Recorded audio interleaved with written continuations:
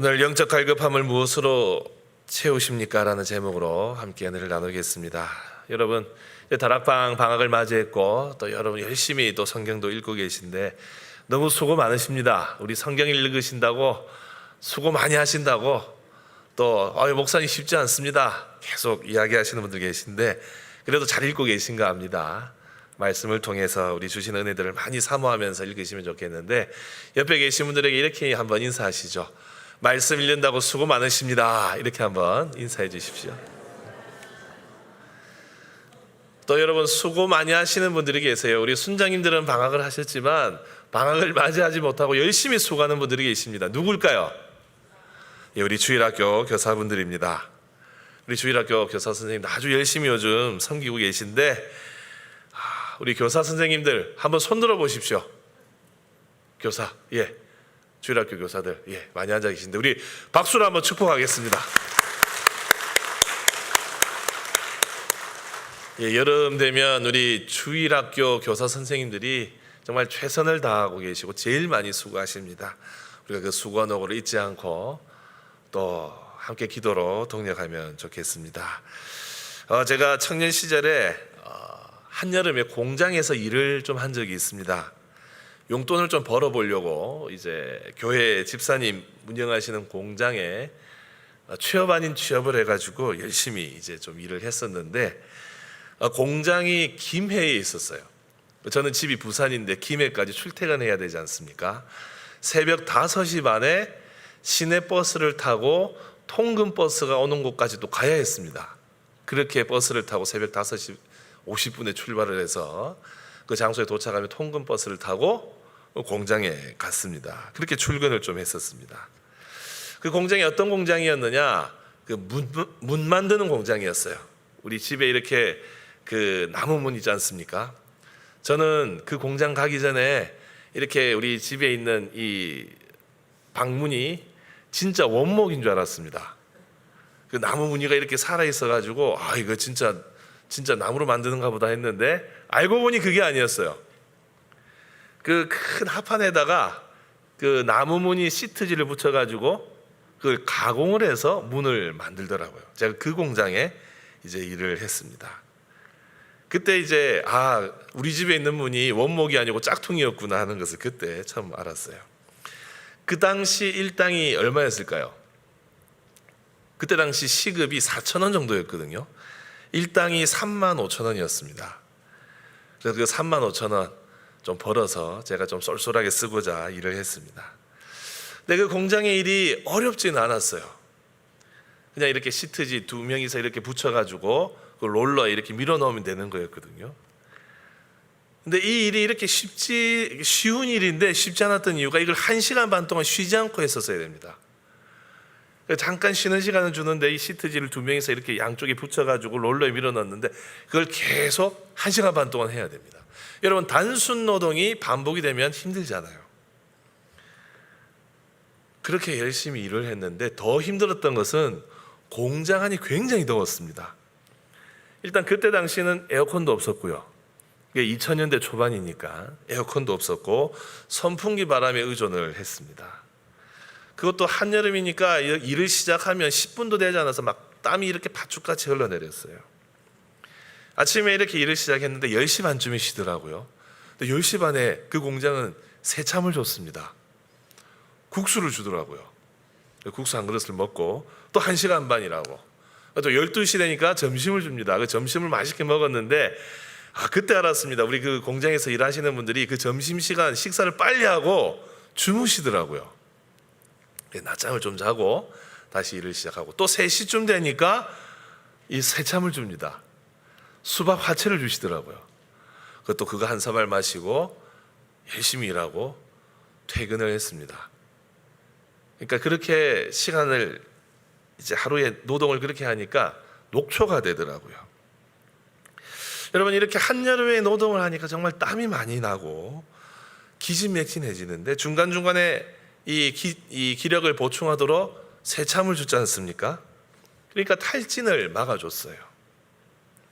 새참을 주고 쉬는 시간을 주는 것은 탈진을 막기 위해서입니다. 계속 일을 시킬 수가 없는 거죠. 여러분, 사실 모든 일이 마찬가지입니다. 열심을 내다 보면 탈진할 수 있습니다. 또 마음이 공허해지고 영적으로, 육적으로, 심적으로 힘들어질 때가 있습니다. 이건 신앙생활도 마찬가지입니다. 신앙생활도 마찬가지로 운동할 때나 노동할 때처럼 영적인 자양분들을 공급해 줘야 돼요. 양분도 줘야 되고 또 수분도 섭취할 수 있게 해줘야 됩니다. 그래서 여러분, 교회 봉사도 하다 보면 탈진을 하게 되어 있어요. 근데 사실 탈진도 문제지만 우리 인생, 우리 인간 근본에 이 심령 속에 큰 구멍이 있기 때문에 그런 일들이 발생합니다. 그것으로 우리의 마음의 원천과 또 좋은 것들이 다 흘러나가기 때문이에요. 특히 탈진까지 하게 되면 본물 터지듯이 새어나갑니다. 이것이 인간의 근본적인 문제지요. 그래서 여러분, 오늘 말씀을 통해서 우리는 이 신앙생활의 탈진 막아야 된다는 교훈을 같이 나누고 싶습니다. 여러분, 신앙생활할 때 탈진하는 이유가 몇 가지가 있습니다. 오늘 말씀은 이스라엘 백성들 바벨론 포로 생활로부터 귀환을 해서 회복을 말씀하고 있는 그런 본문인데, 포로 생활로 인한 갈급함과 갈증과 그 결핍을 채워주시겠다고 하나님께서 약속을 해주셔요. 그래서 그들의 상태를 어떻게 표현하는가, 오늘 본문은 그런 심령, 목마른 자의 비유를 하고 있습니다. 오늘 1절 상반절 어떻게 부르고 있습니까? 오호라 너희 모든 목마른 자들아 라고 부르고 있어요. 체험이 필요하고 회복이 필요한 자들에 대해서 목마른 자의 비유를 하고 있는 겁니다. 여러분, 사실 우리 인간은 늘 부족함을 느끼며 삽니다. 이것은 아담과 하와 타락 이후에 우리 모든 인간에게 나타나는 현상입니다. 이 인간의 결핍에는 이 몇 가지 특징이 있어요. 첫 번째는 유한한 인간은 부족함과 갈급함이 본능이에요. 목이 마른 것, 여러분, 참을 수 없는 본능입니다. 목 마르면 여러분 물을 마셔야 돼요. 물 마시지 않으면 어떻게 됩니까? 갈증이 나서 죽을 수 있어요. 여러분, 배가 고프면 며칠 참을 수는 있지만 먹지 않으면 죽게 되어 있습니다. 그래서 먹는 것도 생존을 위한 본능이에요. 육체적인 이 공허함은 우리의 실존과 생존과 다 관련이 있습니다. 근데 여러분, 육신의 공허함만 있는 게 아니에요. 우리의 마음의 공허함도 있습니다. 마음의 공허함은 육신의 공허함과는 조금 다른 부분이 있지만 그래도 좋은 일이 있고 즐거운 일이 있으면 공허함이 좀 해소되기도 합니다. 하지만 이 공허함 때문에 매우 실존적인 고민, 내가 살아야 하나 하는 고민까지 하는 사람들이 있죠. 이 유한한 인간에게 부족함, 이 갈급함은 우리에게 다 탑재되어 있는 본능입니다. 또 두 번째는 뭐냐?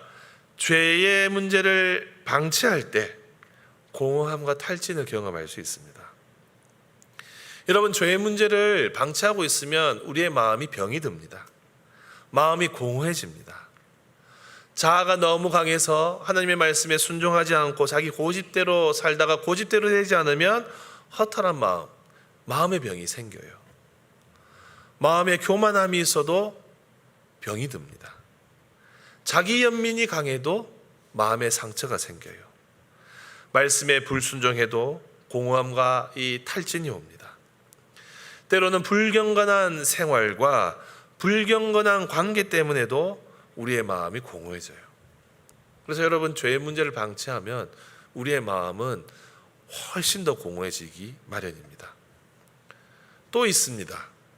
우리의 심령에 채울 필요가 없는 것들로 채울 때도 탈진이 오게 되어 있어요. 여러분, 우리의 마음은 허전한 것이 본능이기 때문에 이 마음을 방치하면 무언가 채우려고 계속 본능적으로 찾기 마련입니다. 마음의 공허함, 여러분, 무언가로 채워야 돼요. 그런데 무엇으로 채우느냐가 중요합니다. 오늘 말씀은 우리의 마음의 공허함을 불필요한 것으로 채우지 말라라고 하고 있어요. 여러분, 2절 상반절 읽어볼까요? 2절 상반절 같이 읽습니다. 시작. 너희가 어찌하여 양식이 아닌 것을 위하여 은을 달아주며 하지 못할 것을 위하여 수고하느냐. 아멘. 여러분, 배가 고프면 음식을 먹어야 됩니다. 근데 여러분, 이 배를 채우겠다고 공기를 마시는 분 없어요. 배가 고프면 좋은 음식 먹어서 기력을 회복해야 되는데 배를 채우겠다고 음식 대신에 돌을 드시는 분 없습니다. 흙 파먹는 분도 안 계세요. 배가 고파서 마트에 장을 보러 갔습니다.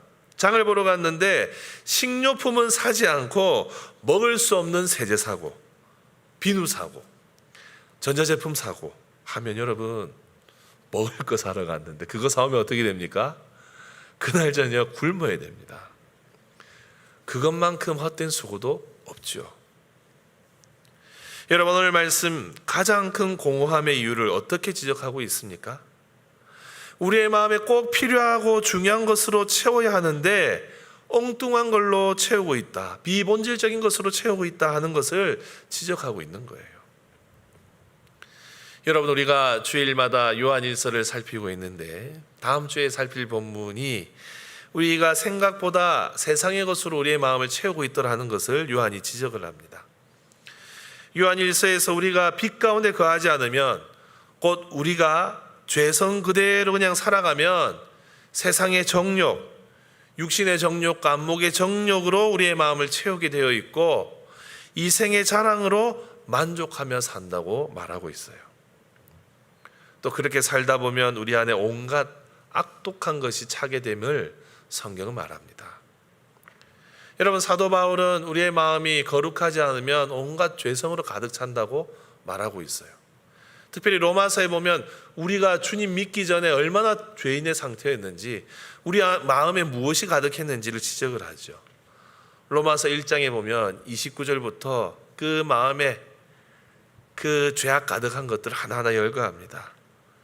곧 모든 불의, 추악, 탐욕, 악의가 가득한 자요, 시기, 살인, 분쟁, 사기, 악독이 가득한 자요, 수군수군하는 자요, 비방하는 자요, 하나님께서 미워하시는 자요, 능욕하는 자요, 교만한 자요, 자랑하는 자요, 악을 도모하는 자요, 부모를 거역하는 자요, 우매한 자요, 배약하는 자요, 무정한 자요, 무자비한 자라.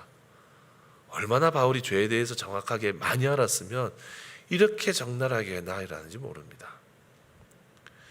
여러분, 우리가 사역을 하고 또 사명을 감당하고 교회를 봉사를 열심히 한다 해도 목적과 방향을 잃으면 아무리 귀한 사역을 하고 있더라도 우리 마음은 공허할 수밖에 없습니다.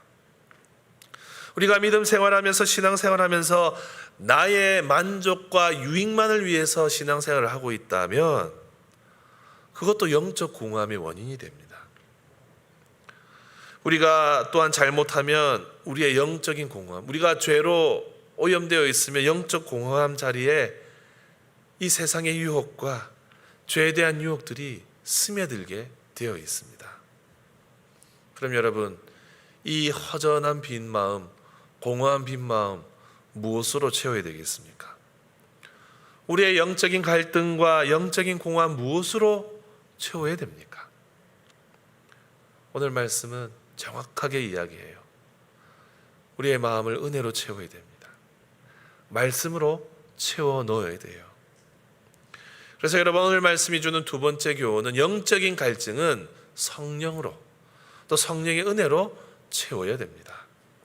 여러분, 우리 오늘 말씀 1절 하반절을 다 같이 읽어봅시다. 시작. 물로 나오라. 돈 없는 자도 오라. 너희는 와서 사 먹되 돈 없이 값없이 와서 포도주와 젖을 사라. 아멘. 물로 나와서 마시라. 돈 없이 값없이 와서 포도주와 젖을 사서 먹어라. 사서 먹으라고 하는데 그냥 공짜로 먹으라는 거죠. 한마디로 말하면 그냥 와서 물도 마시고 포도주도 마시고 젖을 먹으라는 겁니다. 여러분, 이것은 사실 공짜의 의미는 아니에요. 돈으로 살 수 없는 가치를 가진 것이기 때문에 거저주는 것입니다. 호의와 은혜를 입어서 누리게 되는 거예요. 그런데 여러분, 이것을 채우는 방식이 있습니다. 우리 2절 중간부터 보십시다. 시작. 내게 듣고 들을지어다. 그리하면 너희가 좋은 것을 먹을 것이며 너희 자신들이 기름진 것으로 즐거움을 얻으리라. 아멘. 여러분, 오늘 말씀에 물로 나와서 마시라 하고 있지요. 이 물로 나오라 하는 이 구절은 사실 예수님께서도 인용하셨던 말씀이에요. 요한복음을 보면 우리 주님께서 초막절을 지내실 때에 제자들과 또 그 주님을 따르는 사람들을 모으시고 가르치셨습니다. 사실 그때 주님을 따르는 그 사람들은 주님을 따르는 것처럼 보여도 그 가르침에 의심을 가지고 있었어요.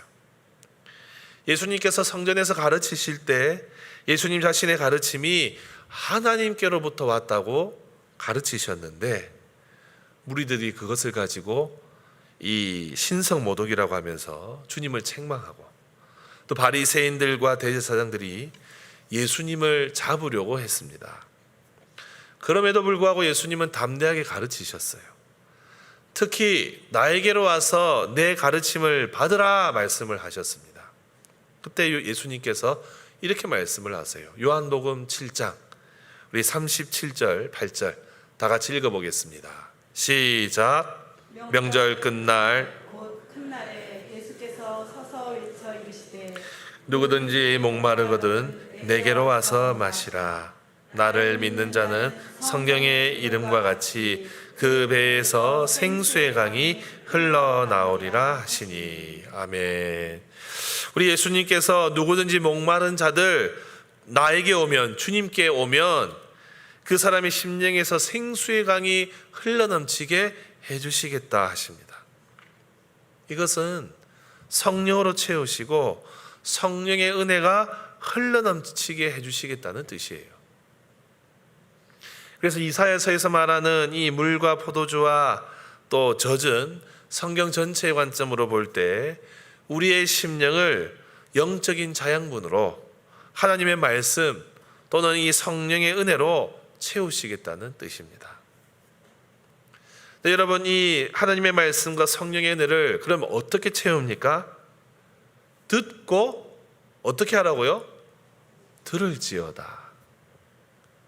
3절에서도 반복이 되어요. 너희는 귀를 기울이고 내게로 나와 들으라. 그리하면 너희 영혼이 살리라. 아멘. 하나님의 말씀을 듣고 또 들어서 우리의 마음과 우리의 심령 속에 들은 말씀을 채워 넣어 놓으라는 겁니다.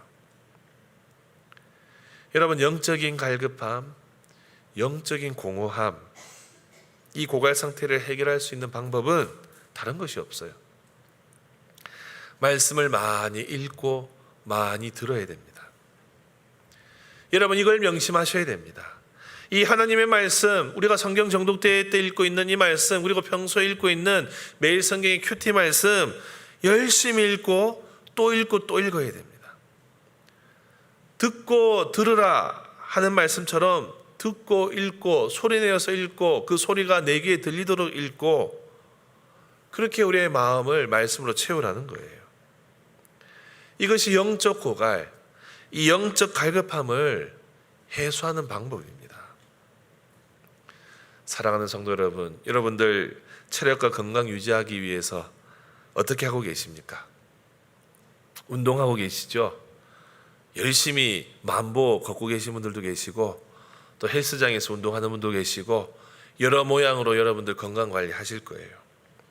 또 좋은 것 잡수실 겁니다. 몸에 좋은 것 잡수실 거고 체중 불지 않기 위해서 탄수화물도 줄이실 거고 여러 방법으로 여러분들의 체력과 건강을 유지하기 위해서 노력하고 계시죠.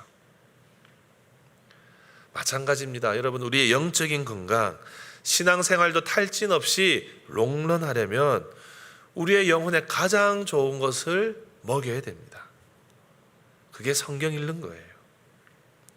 평소에도 읽어야 하지만 때로는 체력을 강화하기 위해서 집중적으로 운동을 해야 할 때가 있듯이 우리의 영적인 건강을 위해서 집중적으로 성경을 읽고 듣고 하는 일을 행해야 됩니다. 여러분, 이거 명심하십시오. 괜시리 2달 동안 우리 성경 읽자고 하는 거 아닙니다. 집중적으로 읽고 집중적으로 채워야 할 때가 분명히 있습니다. 여러분, 사명 감당할 때 우리 자신의 만족과 재미로 하지 마시고 말씀을 읽고 기도할 때 주시는 그 은혜로 여러분 행하십시오. 말씀의 은혜가 기초되지 않은 봉사, 기도의 무릎으로 나아가지 않는 섬김, 다 탈진으로 이어집니다. 여러분, 이 신앙생활의 진리를 잊지 마시고 성령과 함께, 말씀과 함께 여러분들의 신앙생활을 세워나가시기를 주님의 이름으로 축복합니다. 이 은혜가 우리 전주 사랑의 교회 모든 분들과 함께 있으면 좋겠습니다. 마지막으로 오늘 말씀을 통해서 한 가지 더 기억해야 할 것이 있습니다. 오늘 말씀의 세 번째 교훈입니다. 하나님의 말씀에 우리가 견고히 서면 하나님과 더 단단한 언약 관계가 맺어지고 그것이 우리의 영적인 체력이 됩니다. 여러분, 우리 본문의 3절 하반절을 같이 읽어봅니다. 시작. 내가 너희를 위하여 영원한 언약을 맺으리니 곧 다윗에게 허락한 확실한 은혜이니라. 아멘. 여러분, 우리가 말씀으로 우리 자신을 채운다는 것은 이미 우리가 하나님과 살김의 관계가 있다는 뜻이지요. 우리의 영혼이 살기 위해서는 반드시 하나님과 깊은 관계를 맺어야 됩니다. 이것을 성경은 언약 관계로 많이 설명을 해요. 특히 오늘 말씀에 확실한 은혜라 할 때 이 은혜는 헤세드라는 단어입니다. 곧 하나님은 자비하시다. 이 자비하신 은혜가 있는 거예요. 여러분, 하나님의 자비하심의 은혜가 과연 어떤 걸까요? 이 이사야서에 우리가 읽지 않았지만 바로 앞에 본문에 이 하나님의 자비하심에 대해서 이사야가 몇 가지 설명을 하고 있어요. 먼저 이사야 54장 8절을 보십시다. 한번 같이 읽습니다. 시작. 내가 넘치는 진노로 내 얼굴을 내게서 잠시 가렸으나 영원한 자비로 너를 긍휼히 여기리라. 내 구속자 여호와께서 말씀하셨느니라. 아멘. 여러분, 이 구절을 보면 하나님의 자비하심은 그분이 행하시는 심판으로부터 피하게 되는 겁니다. 넘치는 진노를 막아주시는 것, 이게 하나님의 자비하심, 헤세드의 은혜예요. 이 헤세드의 은혜가 우리에게 있으면 하나님의 심판 면할 수 있습니다. 또 하나 더 있습니다. 54장 10절 다 같이 읽어봅니다. 시작. 산들이 떠나며 언덕들은 옮겨질지라도 나의 자비는 내게서 떠나지 아니하며 나의 평화와 형평의 언약은 흔들리지 아니하리라. 너를 긍휼히 여기시는 여호와께서 말씀하셨느니라. 아멘. 여러분, 54장 10절이 무엇을 말합니까? 우리 하나님께서 어떻게 하신다고요? 나의 자비는 내게서 떠나지 아니하며. 이게 헤세드의 은혜입니다. 하나님이 떠나시지 아니한 것. 여러분, 오늘 본문에서 우리 하나님께서 다윗에게 허락하신 확실한 은혜라는 말은 하나님이 다윗에게 약속하신 이 충성된 사랑, 이것을 의미합니다. 하나님께서 다윗에게 끝까지 사랑하시겠다는 거예요. 자비를 베푸시겠다는 거예요. 이것은 모든 충성된 사람들에게 주시는 하나님의 은혜입니다. 여러분, 하나님의 자비하심이 우리 가운데 임하면 얼마나 우리 인생이 복되겠습니까? 하나님이 우리를 심판하시지 않겠다 하세요. 우리를 용서하시고 거둬주시겠다는 거예요. 거기다가 우리와 함께 하시겠다, 우리를 떠나지 않으시겠다 말씀하십니다. 그 심판을 피하게 하여 주시고 사랑의 수혜자가 될 수 있도록 약속해 주시니, 여러분, 이것이 얼마나 큰 든든한 약속입니까? 여러분, 우리가 하나님께 붙어 있으면 단순히 우리의 영적인 이 갈증만 해소되는 게 아니에요. 그냥 비어있는 우리의 심령 그냥 은혜로 채워주시고 끝내시는 게 아니에요. 그분이 우리를 떠나지 아니하시고 우리를 심판으로부터 피하게 하시고 건져주신다 하는 겁니다. 그래서 여러분, 우리는 날마다 이 하나님과의 깊은 관계로, 그 하나님과의 관계의 그 깊은 단계로 나아가도록 간구해야 됩니다. 우리의 영적인 고갈을 피하기 위해서 말씀을 사모하고 기도하는 것 이상으로 오늘 말씀은 우리가 주님 앞에 나아가면 나아갈수록 우리가 하나님과의 관계가 더 견고해지고 심판을 피하게 하시고 우리를 떠나지 않으신다고 분명히 약속하고 계십니다. 사랑하는 성도 여러분, 교회의 사명 감당하면서 영적인 고갈과 또 답답함 혹여 느끼고 계시지는 않습니까? 교회 열심히 섬기고 있는데 더 공허해져요. 교회 열심히 수고하고 있는데 더 마음이 이상해요. 여러분, 이때는 우리의 방향을 좀 바꿔야 됩니다. 우리 자신을 내려놓고 하나님의 말씀을 우리의 심령으로 채우는 것을 통해서 일을 해야 됩니다. 그렇게 겸손하게 나아가야 주님이 우리를 떠나시지 않으십니다. 그러니 여러분, 우리가 사명 감당할 때 좀 잘 못해도 괜찮습니다. 먼저는 하나님의 깊은 은혜, 사랑 갈망하십시오. 말씀의 은혜 놓치지 말고 주시는 은혜만큼 섬기셔도 괜찮습니다. 말씀으로 심령을 채우고 채워주신 은혜대로 봉사하십시오. 그것이 우리의 마음을 건강하게 하고 우리의 봉사와 믿음 생활을 복되게 할 것입니다. 사랑하는 성도 여러분, 우리 마음 불필요한 것으로 채우면 늘 공허하기 마련입니다. 다른 것으로 채우지 마시고 말씀으로 채우시고 봉사하며 섬기십시오. 그리하여 주님과 깊은 관계로 나아가고 하나님의 자비하심을 늘 맛보면서 살아갈 수 있는 그런 우리의 삶이 되었으면 좋겠습니다. 이 여름에는 우리의 공허한 심령 말씀으로 채워서 주께서 맡기신 사명에 더욱 충성할 수 있는 우리 모두가 되시기를 주님의 이름으로 축복합니다.